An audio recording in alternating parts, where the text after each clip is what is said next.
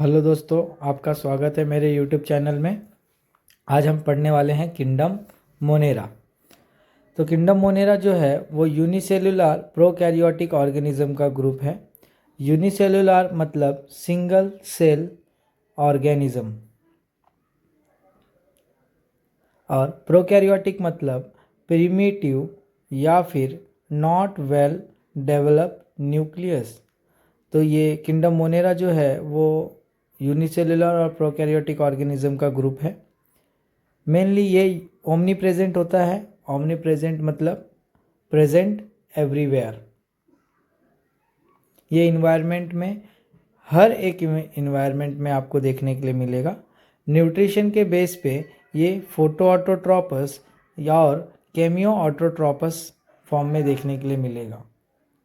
Photo ऑटोट्रोपस मतलब light की मदद से खाना बनाने वाले ऑर्गेनिज्म और केमियो ऑटोट्रोपस मीन केमिकल की मदद से खाना बनाने वाले ऑर्गेनिज्म।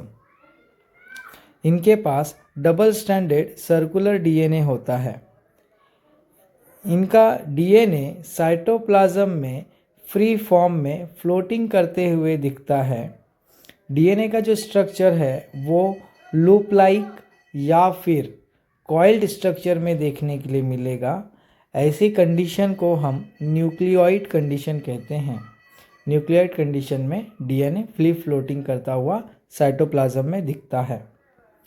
इनके पास डीएनए तो होता ही है, इसी के साथ साथ एक्स्ट्रा क्रोमोसोमल जेनेटिक मटेरियल होता है जिसे हम प्लाज्मेट कहते हैं। आप इस डायग्राम में देख सकते हैं डीएनए है, इसी के साथ साथ एक्स्ट्रा डीएनए लाइक स्ट्रक्चर है जिसे हम प्लाज्मेट कहते हैं।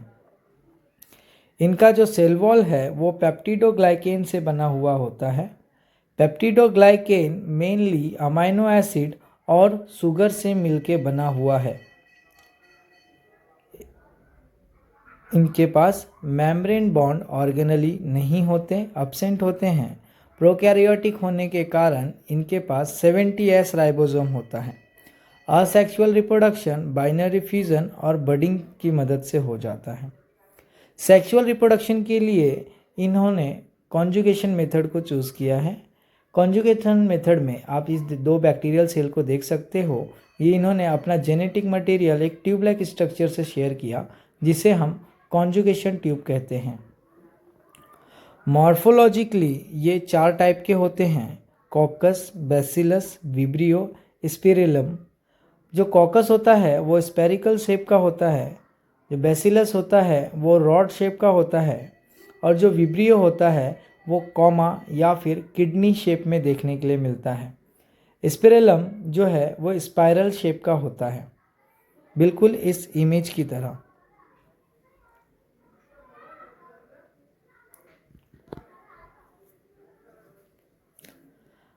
आर्किया बैक्टीरिया और यू बैक्टीरिया ऐसे दो मोनेरा किंगडम मोनेरा के टाइप हैं। आर्किया बैक्टीरिया जो है फेमस है एक्सट्रीम इन्वायरमेंट में सरवाइव करने के लिए। एक्सट्रीम इन्वायरमेंट में सरवाइव करता है इसीलिए इसे एक्सट्रीमोफिलस कहते हैं, जिसमें फिलस का मीनिंग होता है लव या अट्रैक्शन। उन्हें उस इन्वायरमेंट में रहना अच्छा लगता है। ऐसे ही हलोफिलस और थर्मोफिलस भी हैं। हलो मीन्स सॉल्ट, इसीलिए हाई सैलिनिटी में रहने वाले ऑर्गेनिज्म को हम हलोफिलस कहते हैं। और thermo means temperature, means extreme temperature में सर्वाइव करने वाले ऑर्गेनिज्म को हम लोग थर्मोफिलस कहते हैं। इसके अलावा इसमें मिथेनोजेनिक बैक्टीरिया भी देखने के लिए मिलते हैं जो गट ऑफ रूमिनेंट में देखने के लिए मिलेगा। मेनली काउ एंड बफेलो के आपको एग्जाम्पल दिए गए हैं। तो methanogenic bacteria mainly methane gas बनाने में हेल्पफुल होते हैं। इनका जो सेल वॉल है वो पेप्टिडोग्लाइकेन से नहीं बना हुआ होता है, स्यूडोपेप्टिडोग्लाइकेन से बना हुआ होता है। यू बैक्टीरिया, यू का मीनिंग होता है ट्रू, तो इसलिए इस यू बैक्टीरिया के ग्रुप को हम ट्रू बैक्टीरिया का ग्रुप भी कहते हैं। इनका जो सेल वॉल है वो पेप्टिडोग्लाइकेन से मिलके बना हुआ है। ऑटोट्रोपस, हेट्रोट्रोपस भी हो सकते हैं। अगर ये फोटोसिंथेटिक वाले ऑर्गेनिज्म हैं तो ये chlorophyll A, chlorophyll B, carotene, xanthophyll ऐसे पिगमेंट के साथ देखने के लिए मिलेंगे। इनके पास स्पेशल टाइप का सेल होता है जिस सेल को हम हेटेरोसाइट सेल कहते हैं। हेटेरोट्रोपस ये डिकम्पोजर टाइप में होते हैं जहाँ पर लार्जर मॉलिक्यूल को ब्रेक डाउन करके स्मॉलर मॉलिक्यूल में कन्वर्ट किया जाता है और मिनरल्स न्यूट्रिशन कलेक्ट किया जाता है। कुछ बेनिफिशियल बैक्टीरिया के नाम दिए हैं जैसे लैक्टोबैसिली, अजोटोबैक्टर, स्ट्रेप्टोमाइसीस।